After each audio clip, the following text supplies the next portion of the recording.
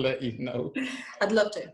Yeah, cool. So Africa, tell the viewers about yourself and your upbringing. I know you just did it, but to me, but It's okay, no worries. So, as you can tell by my accent, I'm not from the UK. I'm actually Spanish. So I grew up in Madrid, and I have a very colorful kind of history. My dad is half African, half Portuguese. My mom is half Spanish, half French. wow. So I grew up with a lot of different like cultures and influences that obviously that translated into my music, I think, in the future. So I grew up in Madrid. It was an amazing life. And then one day I thought, let's go to the UK because I fancy the weather. No, it was because I got a scholarship. Because no one I was, yeah, I was being sarcastic. So I got a scholarship to study at LEPA in Liverpool, to study music there. It's a university founded by Paul McCartney. Yeah. And so since then I've been here. Cool.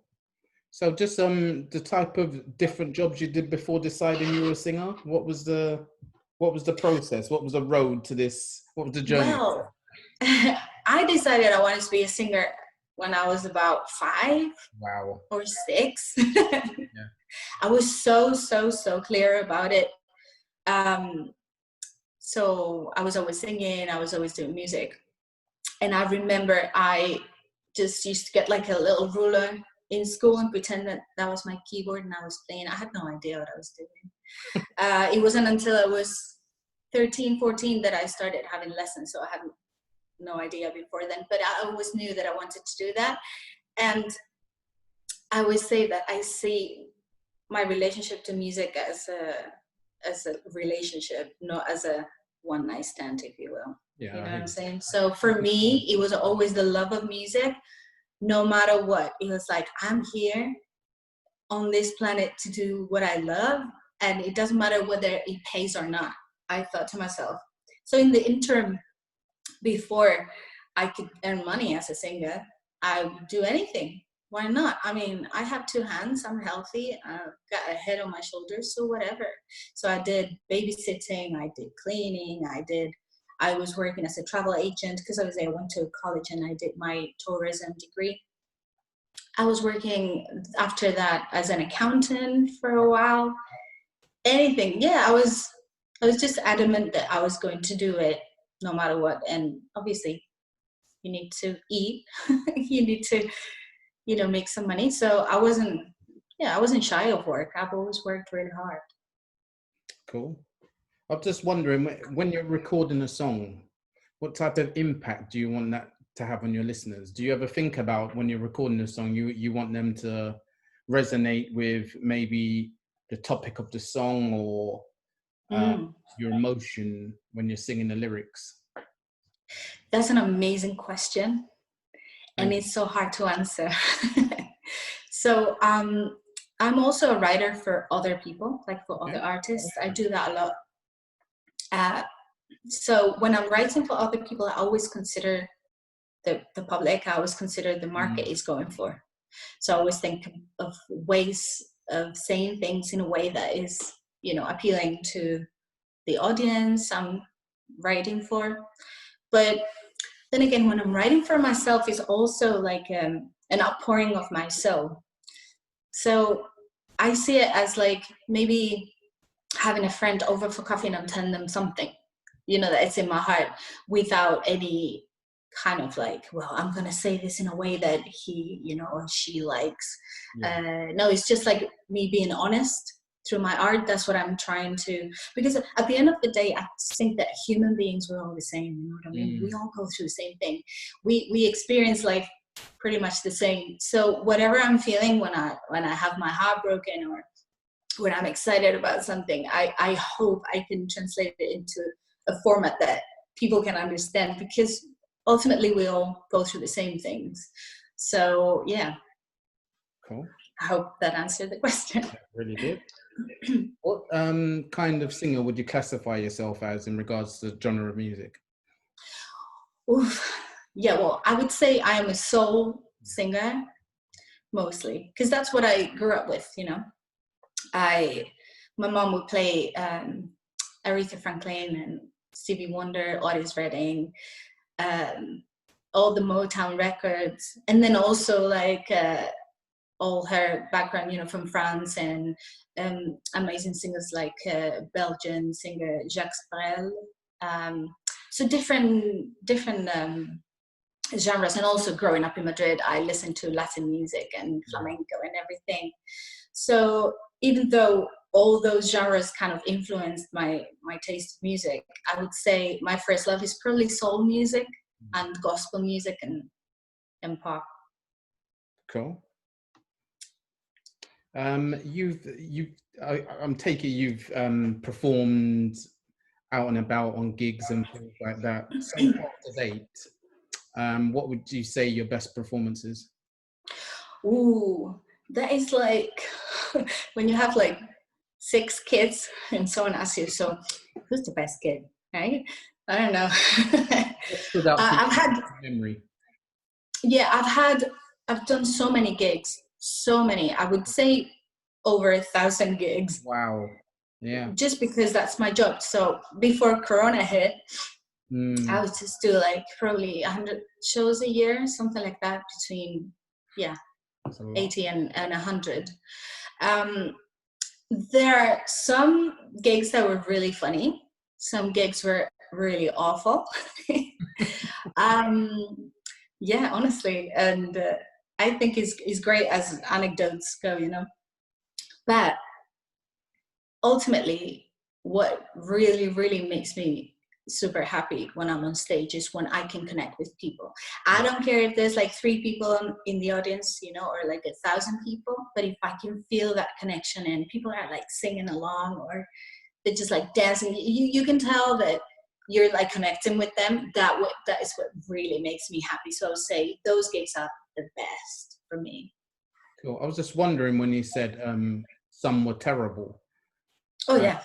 And then it got me thinking about criticism and people putting you down.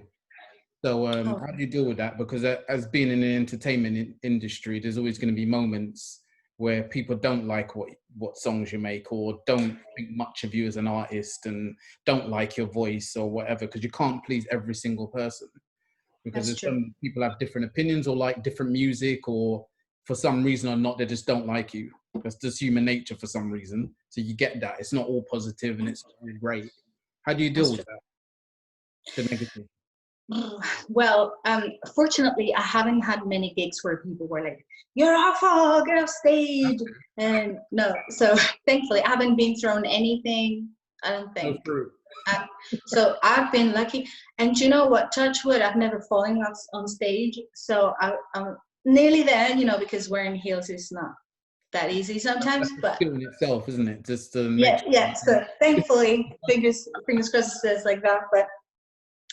It's true. It's inevitable. Not everybody is going to like you. You know, it's life, isn't it? So, well, my motto is always finish the gig, be professional, give your heart out as much as you can, even if you're feeling like, you know, poop, or you're not feeling it. You just have to do it. It's your job. You have to do it. And sometimes, you know what? Sometimes it's so interesting because you feel like, oh my God, I'm such a failure, or I'm not feeling it today. I was flat, or you know, I missed the chord on the piano, whatever. And then maybe somebody comes to you and says, "Oh my God, that was so amazing!" And it's like, "Really? Are you serious now?" I don't know. Sometimes it happens, and some other times you feel like, "Oh my God, I smashed that," and you don't get the reaction you were hoping. But I guess as you grow older and you grow wiser, you just realize, look, not everybody's gonna like my music. Why don't I just play for the people that like my music? Simple. Like it's a bit, I don't know. It's frustrating to trying to grab someone, you know, by the shoulders and go like, please love me, love me. It makes no sense. If they don't like it, they don't like it. So just play for the people who actually appreciate you as an artist and appreciate your music. And then that's better, I think. Yeah, I'm just thinking about people starting off in the industry, because that I guess you have to grow like thick skin, because there's going to be people that put you down and don't respect what you do, or don't think you're talented or whatever. So that's why I was asking. I was wondering, what is that in you that you find that, whether it's desire, whether it's the fight to keep on going regardless, because some of it's jealousy, some of it people just don't like you for whatever reason, or they don't like you, they just don't rate that genre of music. Yeah, so that's what I'm True. wondering, is what's inside of you? What is it that keeps you going? Well, I guess, as I said before, it's my love for music. I just I love love it. it. Sometimes, I'm not going to lie, sometimes you think, am I really doing this right? Am Mm, I really in the right place? Because, it's like with everything else in life, obviously you doubt yourself sometimes. But then when the storm passes and everything's calm again, you think, no, this is what I want to do. And hopefully somebody somewhere is going to benefit from it. And hopefully one of my songs is going to mean something to them mm. and help somebody or make somebody feel something, whatever it is. So that is the aim ultimately. But I suppose there's a correlation between how well known and successful you are and how much you have to grow a thick skin. In my case, I am not a famous person by any means. Like, I am recognized from my job, especially in Spain. It's probably where I am more like well known, I guess, but I'm not famous. And so I can be kind of anonymous, and maybe one or two people would say to me, I don't like your music, but I think that would be, it's not fair to compare myself to someone who is really famous and maybe they've been trolled on social media. That must be really hard to deal with, I Mm. guess. So I don't know how I That would, negativity. Sorry. yeah, I don't know. Yeah, of course, because if you're really successful, the level of criticism is also really, really high. So I don't know how I could deal with that. I've never been in that position, Mm. but yeah, I guess, as I said, it's the love of music that keeps you going. I think that's the biggest thing, isn't it? Your love for Mm, something, your passion for something. exactly. Love Exactly. conquers all. Yes, I believe that. As corny as it sounds, It it's does sound true. cool, doesn't Yeah, it's true. Let me get my ukulele. it? Yeah. I was going to say, in regards to, you said you did other jobs along the way. Did you develop any skills that helped you with your music career from these different jobs you've done along? That is an amazing question, and yes, absolutely. Um, because anybody can have a choice in life, you know what I Mm. mean? Like, I never touched any drugs, I never did anything like that. I've always been kind of very like I wouldn't say business minded, but like, I would say responsible, if you know And what I focus. mean, and focused. Yeah. So yeah, working for years as an accountant or like in an office job, which I didn't obviously like. It wasn't like my dream job, but it paid the bills and it gave me the opportunity to travel to the UK and start my degree. So every experience kind of like creates your artistic persona as well. Everything in life is contributing to that. So I definitely like getting up in the morning, going to a job and being responsible. I think the problem we have sometimes as artists is that, or people who think of us as artists, is that, oh my God, it's so free spirited. You can do whatever you want. You can trash a hotel room. Those days are gone. You have to be, I've noticed, you have to be really on top of your game, Mm. because there's so many of us right now. The market has exploded. It's not like the good old days. You don't have usually a label backing you up, and you have to do the work yourself. So if you don't get up in the morning and do it, nothing's going to happen. So you have to be responsible for yourself, take responsibility, and do the best you can and show up. That's my Yeah. take on it. Yeah, you're like a brand, aren't you? You're a brand. Your name is the Yeah, brand that you sell, you market. You put exactly. out there, you promote on different platforms, and that generates your business, your you know, for you to apply your trade and go out and sing. So, you know, I guess it's your own business that you have to manage. Yeah, exactly. For the CEO of your own business, that you have to Exactly. promote and market your way and to the best of your abilities, and that's the only way you're going to succeed. So Yeah, and yeah, go on. oh, sorry. And also, the more you, the more of a professional you are, I've noticed, not just in my life, but all the people that, you know, I'm friends with, that are in the same industry. Yeah. So the more of a professional you are, the more you can separate your personal life from your work life, if you know what I mean. At the end of the day, I am Afrika Fuentes, a person who is also a singer, but I wouldn't go outside in the world and say, look at me, I'm a singer, I'm an artist, adore me. No, it's my job. And that's why when you separate that, when you realize that it is actually a job, you show up every day, and you can actually like distance yourself a little bit more and be more critical of it, because otherwise you're just like too enamored with whatever it is that you create, that you know, you get too upset when someone says, oh, that's not good enough, or, you know, just take it easy. It's your job. Keep going. It might take you all your life to be successful. Like I remember, well, probably people who aren't familiar with Latin music wouldn't know this, but there's this amazing pianist called Bebo Valdez, who is originally from Cuba, but he immigrated to Sweden, and he wasn't successful, quote unquote, famous, I would say, until he was well in his 70s. But if you keep going, if that's your path, your life path, whether it's lows, highs, doesn't matter. That's ultimately what it is. You know, you have to, I think about it as a job. So I have to show up every day, and then you find rewards along the way. It's not like, oh my God, I need to be famous and I need to do this. And that's long gone. That I thought like that when I was 15 years old. Really? Not anymore. What advice, if you could go back and speak to your 15-year-old self, what advice would you give To myself? Afrika Fuentes? Don't you ever get a perm, woman. I would tell myself that. Because it ruined my hair. I was just thinking. That was the worst choice of my life. And that's it. That and a couple of boyfriends I had. But yeah. Stay clear of him and him. Yeah, and perms. Yeah.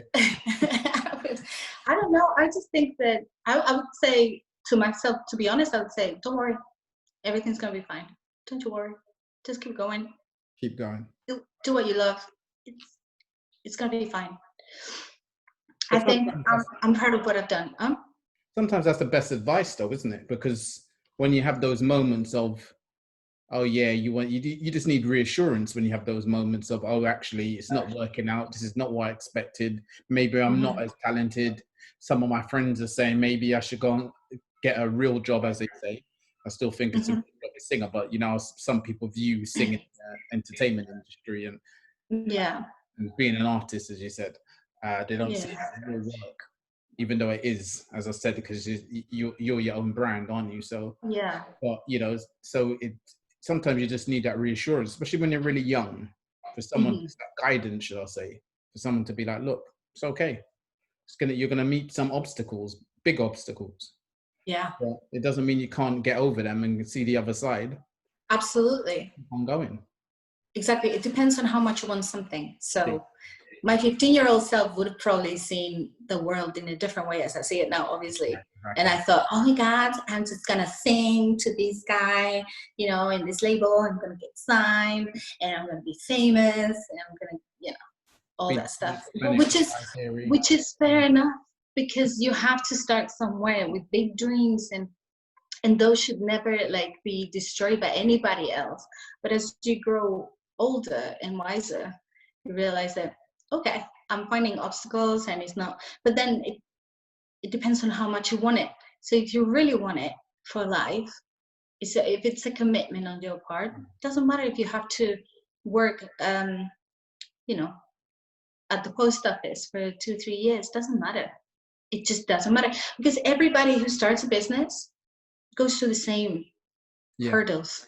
They have to work overtime, maybe have 2 or 3 jobs to earn the money to invest in their business. I just think the problem with artists is that it's been glamorized as this, oh, you know, it's one opportunity and then you're so lucky and then you're famous. And to be honest, I'm so glad it didn't happen to me that way, because I've known people who are in that position, who experience that, and sometimes it's great, sometimes it's not that great. So my journey has been what it's been, and I'm really proud of it, and I'm really happy about it. That's the main thing, isn't it? Happiness. Yeah, absolutely. In what we do in life. You said you write your own music. Oh yeah. Yeah. Where do you get your inspiration from?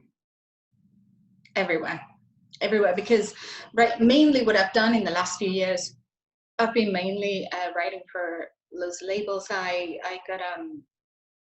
was signed by Sony as a writer in 2012. Wow. Yeah, so I've been working mostly as a writer for other people, obviously, because I'm a mom, and my son is still a child. So I decided that I wanted to shy away a little bit from pursuing touring, and because it was my personal choice to be more grounded, if you will, for a few years. So I took on writing for other people, and I've discovered that I love writing so much that I'm a bit, I don't know, what do I like most, performing or writing? So I write for loads of different people. I was really fortunate to have a wow. a cut in a #1 album in Spain a couple of years ago. So it's been a long journey, but it's been really rewarding as well. So when I write for other people, sometimes the deadlines are really tight, and then you have to write things that you wouldn't even think about writing, you know. Yeah, exactly. Themes or target audiences that aren't like your first choice, but so that makes your songwriting muscle work really hard and stretch and get really strong. And so when you have to write a song in 3 hours, you have to find inspiration. You have to believe that you'll find it. Just show up and do it, and believe that it will happen, because if you just wait around for it to come to you, it's not going to happen. So yeah, it's a craft. So I would say and also one couple of things that I usually do, I always keep my voice memos. I've got tons of ideas, or like lyrics ideas or title ideas, always on my phone, my laptop or whatever. So yeah, just do it. The more you do it, the easier it gets. It's like anything, isn't it? Yeah. Yeah.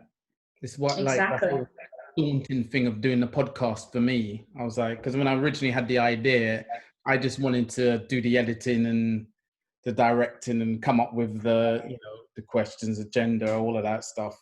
And then a friend of mine said, no, it's your brand, you need to sell it, you need to be, I was like, really? Me? But you're doing amazing. It looks so good. But that wasn't the original idea. That was the concept, was me behind the scenes, and I have this whole format of what I want the podcast to look like, and someone else was going to present it. So so it's just it's believing in yourself and going for it and practice.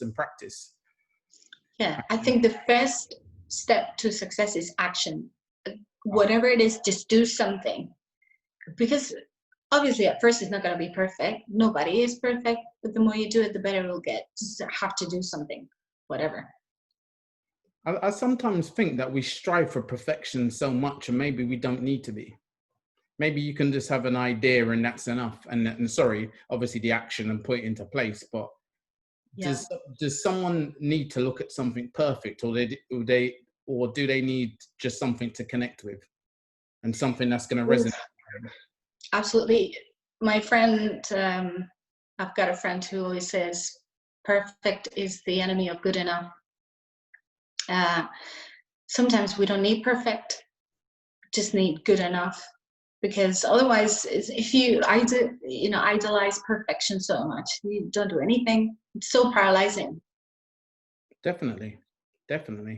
I do it a lot. I'm my own biggest critic, I am.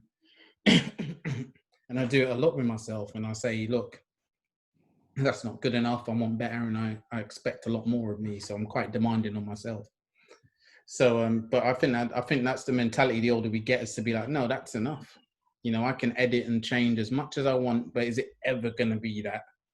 I know.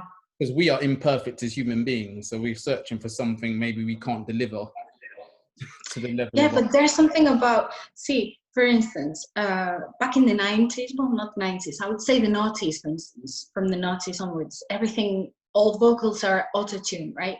Yeah. All the vocals are perfect. But then I listen back to records from Motown, or back in the day, and you hear, for instance, Aretha singing, and her voice cracks, and it's so amazing. That fills me up with so much emotion, much more than auto-tuned voices. You know what I mean? I'm with you. Imperfection is more beautiful because it's human. It is, and that's where the connection is, isn't it? In what's you. And as you said, singing from the soul, and that connection with the soul. Yeah. I want to see that more. Like, if you're perfect, that bores me a little bit. Yeah, but that's interesting with music, though, because I got to say, of like recent, how far back should we go? For me, as like when I was really on I had such a big connection with music, and it was what I listened to, and I was waiting for new music to come out.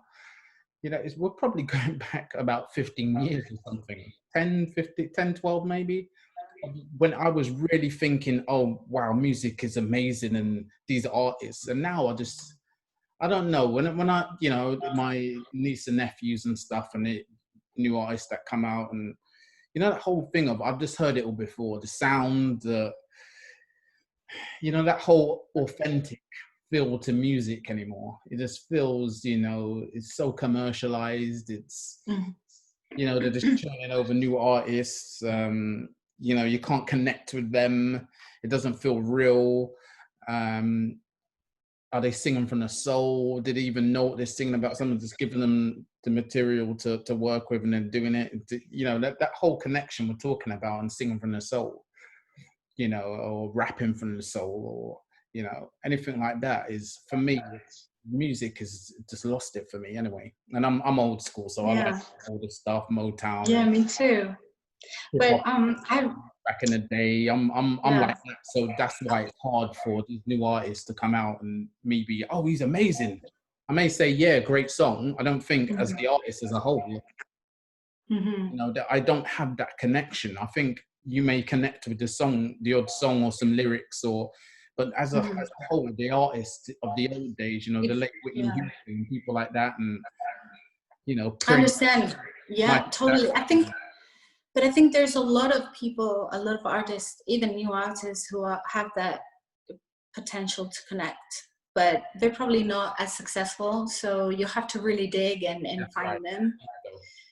And also, as well, some of the new artists coming out and who are really successful, they're really talented.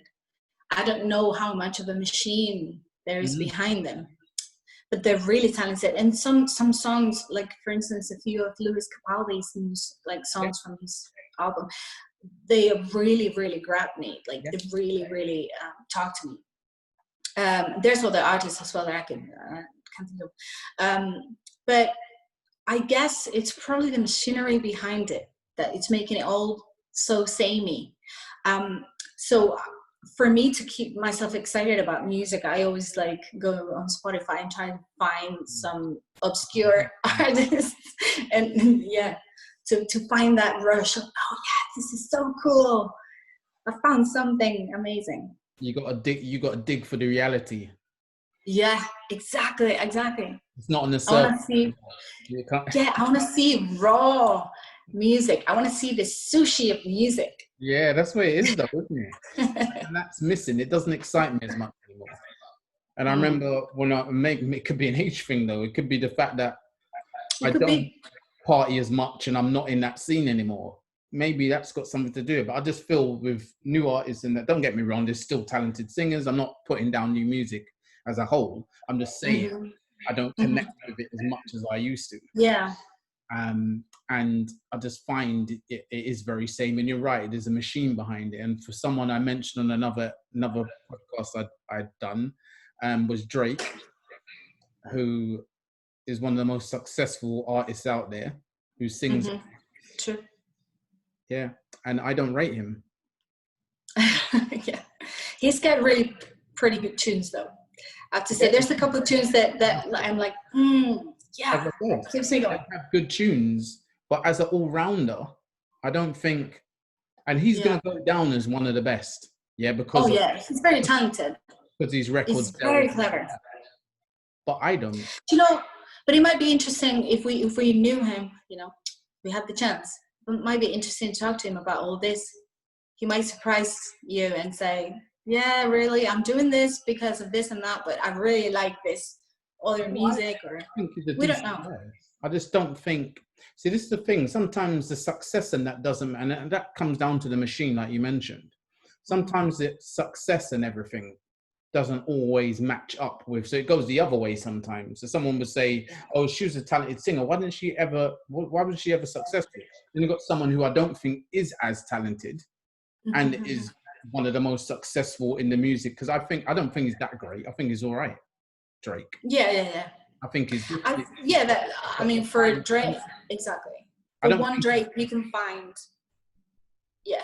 huge star that he is. I don't think, for me, it's a bit out. I don't quite get it. He's good, but he's not great. But he's going to go down as great. I think it's also a case of right time, right place. Of course. Like anything, the opportunity, someone opening that door for you. Oh yeah. And the people big gate behind for you him. well. But personally, I don't see that level of success as appealing as a person right now. In my personal life, I wouldn't be comfortable with being so well known and successful. Personally, maybe, I don't know, 20 years ago, I would have told you something completely different. But right now, I couldn't think of anything more annoying than being so successful. Not in the sense of being famous. I mean, I would love to be really successful in my music. Yeah. And my writing, especially for other people, but not necessarily. I wouldn't like it to translate into the celebrity status. Celebrity doesn't interest me at all. It's something that I just see really trivial right now. I prefer, there are levels of success. So when you were talking about people who you think, oh my God, they're so good, why aren't they successful? But maybe they really are successful, but in another level. Yeah, that's right. That I'm comfortable with.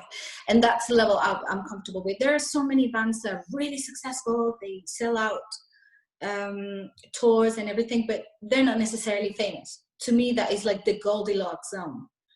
That is perfect for me, because you're making a good living out of your music, but you still have your life, your anonymity, and you can still be sane.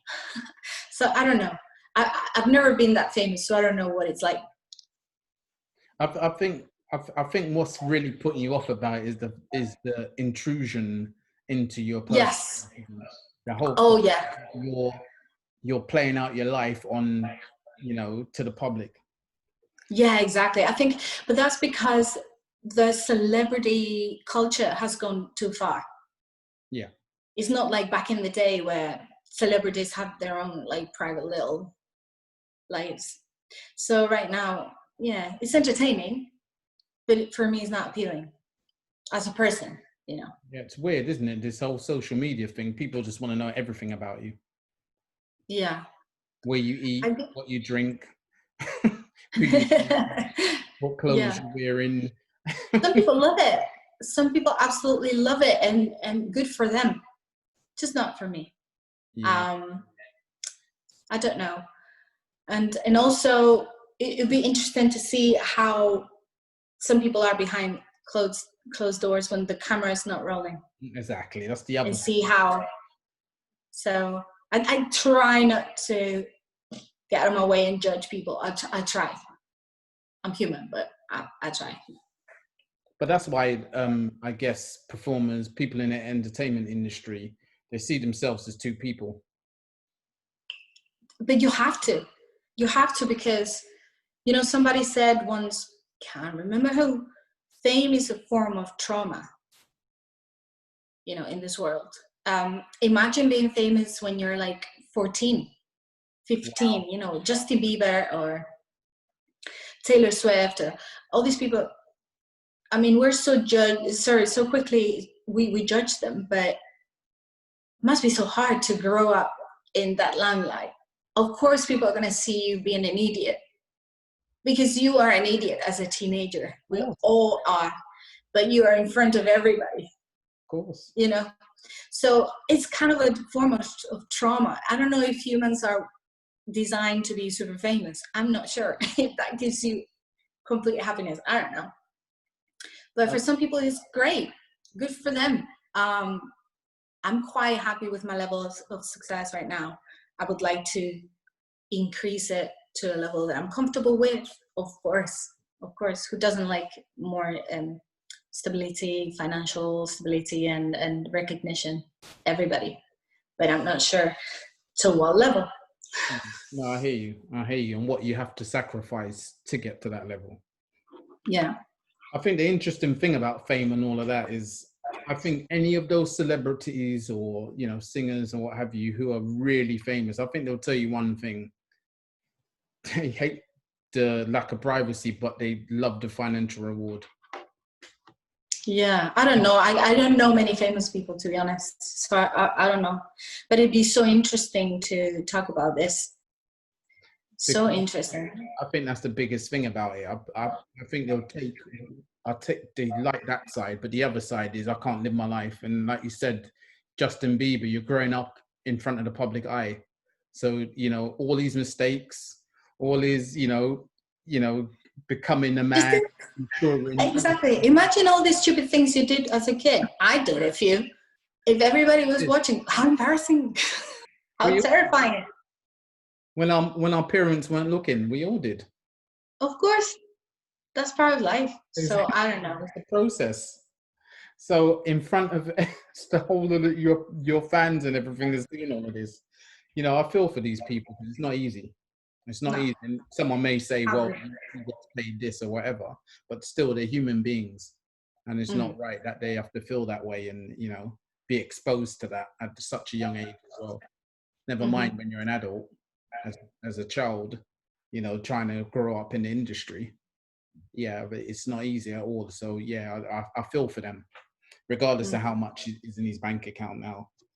Yeah. I listened to a podcast recently where Macaulay Culkin was explaining this. It was so interesting to listen to that. Yeah. I mean, he has a lot of money now, so he can have a really chilled lifestyle if he wants to, but the price, was it worth it? I don't know. Yeah, but didn't he go into rehab and all sorts? Oh yeah. He did, so, yeah. I doubt how much money he's got left, how much he was spending on drugs and rehab. Well, according to him, he has a good pot.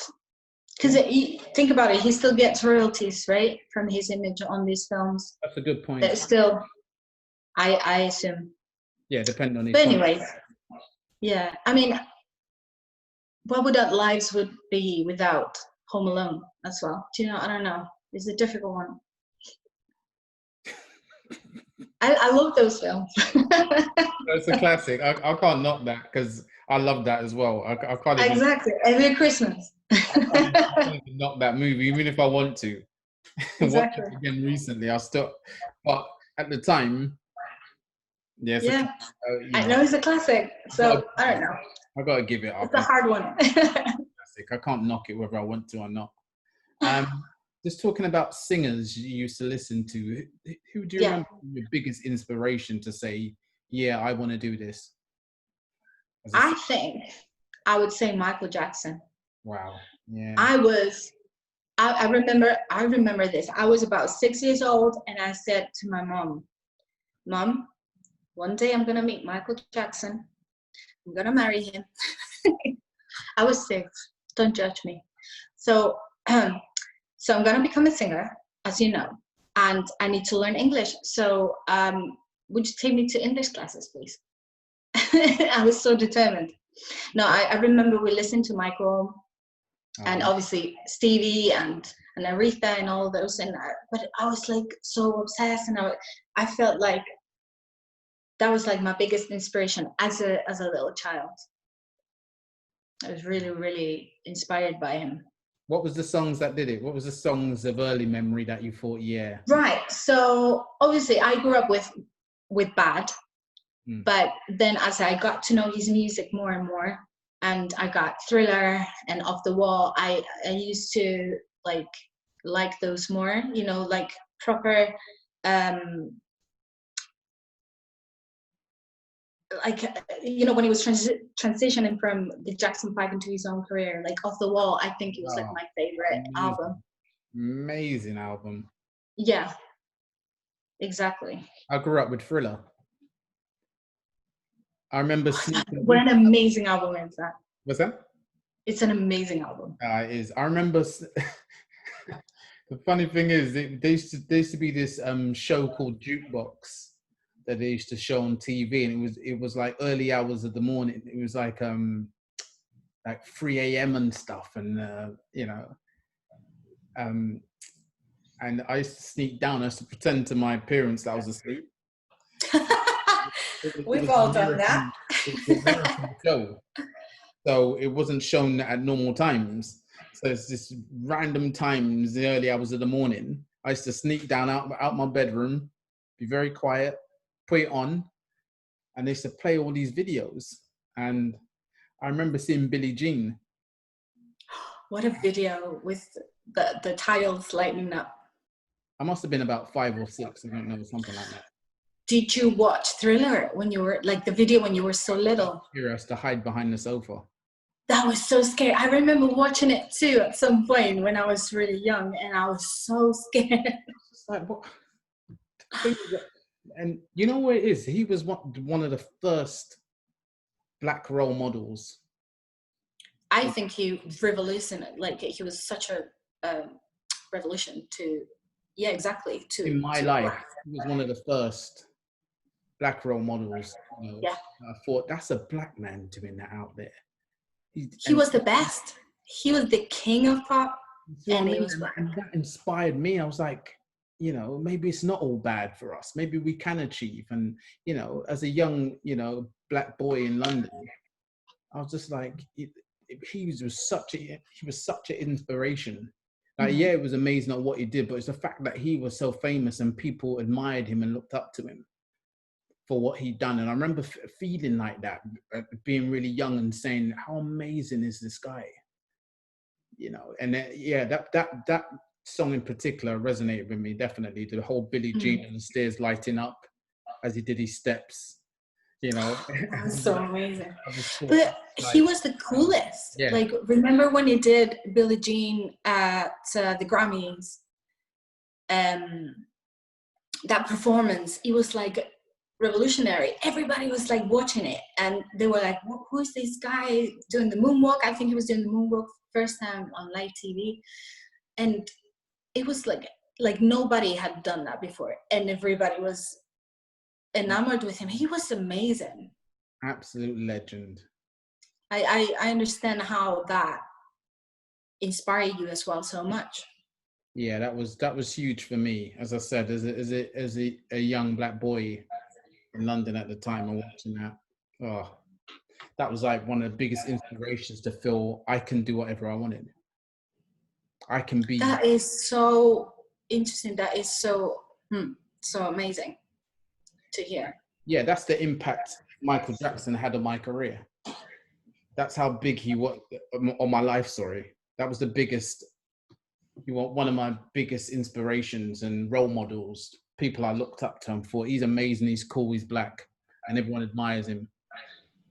Yeah, and then you feel, oh He yeah, was the best, like, yeah, period. he's definitely the king. He was really the king. So it was MJ. You said Stevie Wonder. Yeah, and then and also Mariah Carey as well. No. I adored her. Sorry, I used to, like, me and my friend. I was so bossy as a child. I'm so sorry. But I was just like kidnap my neighbor, my neighbor Susanna, and I would say, sit down there. We're gonna practice these riffs until we get them. You know, Mariah's riffs. Those riffs. I tortured her for hours. Those riffs you were practicing. She's amazing. Yeah. Oh, it was impossible. She's just out of this world. I don't think she's as good as what she was, but No, yeah, of course. But when she came out at first in the 90s, oh my God, I was like, I was in awe as a child when I was listening to Vision of Love, her first single. That is still my favorite song by her to this day. And really? I was like, so, and Whitney as well, Whitney Houston. Oh, I listened to her all day long, and we had so much more talent. I don't know.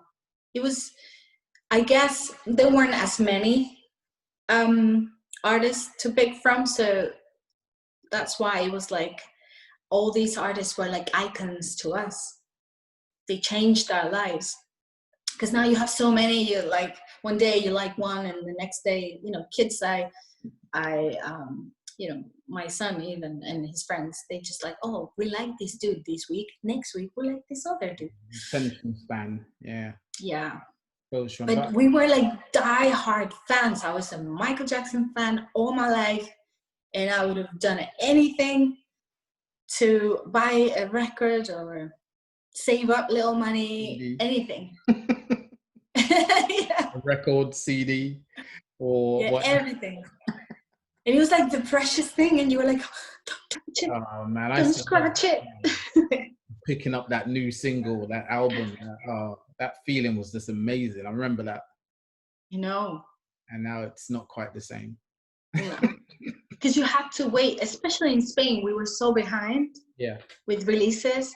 So you would listen to it on the radio for like a month or two before you could actually buy it. And so I was waiting with this cassette recorded. So like, yeah, it's coming out on the radio. I'm going to record it really badly so that I can listen, I could listen to it again. I do not miss that. If anybody's listening to this and they're like 15, they're like, what are they talking about? Are they like 100 years old? Over their head, do they? It's going over their heads. What are they talking about? Tape? Tape, what's that?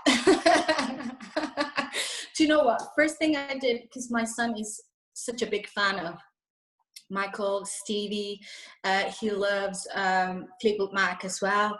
So from when he was like really, really young, I got this vinyl player. And I get him vinyls. We've got tons of them, and we listen to vinyl. All this. Well, he dances as well, but I'm like, slow down because he's jumping. Just, be careful. But yeah. He's got the music education then. Well, yeah. Sorry. I'm a bit biased, so I don't let him listen to some things. I'm sorry. You're going to listen to this, you're going to learn this is real music, and then you can go and listen to whatever you want, but you need to whatever you want. The legend. No, but honestly, I remember him being like 7, and he was like, Mom, can you please play that Stevie Nicks song that I like, 17? And I'm like, don't tell your friends at school. They'll probably believe. No. Yeah, it's just what he likes. I don't think the kids would be like, oh yeah, that's cool, yeah. No, but honestly, thanks to those little records that we listened to at home, some of his friends got into like Fleetwood Mac at school, and others didn't, but yeah. So he had like a little gang of cool kids. He's got a little crew there. Yeah. Oh, sorry. That's all right. It's a nice picture. Yeah. Thank you. So, Yeah. oh So, yeah, time flies. where can people find your music, and other than the obvious? Right. So, as platforms? I said before, I've been writing a lot for other people. So I've been writing for Sweet California. You can find that there. Been writing at the moment. It hasn't been released yet, but we've been writing for BTS, Red Velvet, lots of bands from Japan and Korea. Still waiting for that. And as an artist, you can find me on YouTube, Africa with the K Fuentes. Well, I was going to say .com, that's my website. But on YouTube, it's Afrika Fuentes. I'm on Instagram as well, Afrika Fuentes. You can find me on Spotify. I've got releases with other artists as well. And at the moment, I'm writing my new release that hopefully after Corona next year will be out. So yeah, if they would like to give it a try and listen to my music and just drop me a line, that would be much appreciated. I've got things in Spanish as well, so if they speak Spanish. Yeah, and in Portuguese as well. Wow. My wife speaks both of those languages. Oh, wow. Where's she from? Right. So her mum's from Brazil. And her dad's English. So yeah, and she lived in Chile, she lived in Spain, she lived in Portugal. So yeah, she speaks very fluent in both, and French as well. She lived in France. So yeah. Wow, I'm so jealous. My French should be better, but it isn't. I need to work on that. Shame on me. You're going to grace us with a lovely song, Africa? Oh yes, of course. I'd love to. A nice dress, by the way. Is it a dress? It's a jumpsuit. Okay. It's, yeah, like thank you so much. Yeah. So I'm gonna play this song. It's a song I wrote called "Hold On," and I feel like it's probably a good message now. You know, hold on. This is gonna be over soon, hopefully. Just keep the faith. Keep the faith. Wait. Keep going. This will pass. It will. It's just when. Yeah, the thing is when. You know it 20 will. years later. Yeah. Hopefully this will pass soon. So this song is called "Hold On," and it has a bit of a gospel-y vibe to it. And I hope you like it. I'm gonna be playing piano, by the way. Oh, as well. Wow. We're getting a treat. You're getting a treat. So I hope you like it.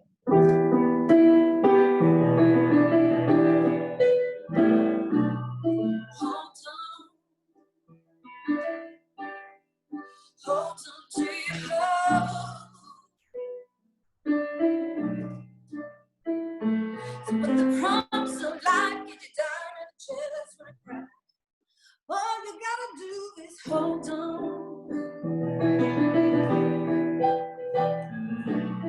Hold on. Hold on to your faith.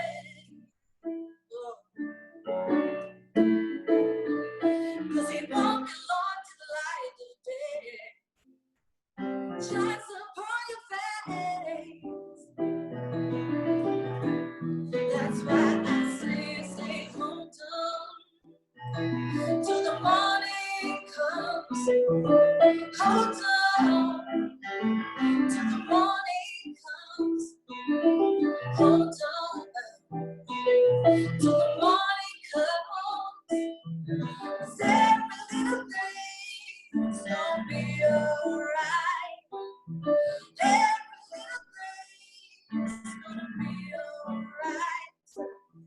Don't let your smile fade away. Hold on till the money comes. Hold on till the money comes.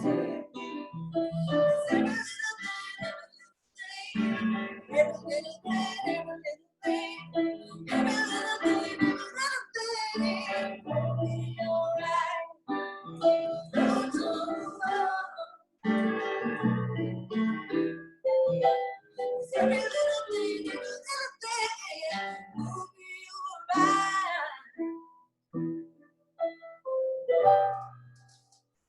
Thank you very much. That was amazing. I love that. Thank Thank you so much.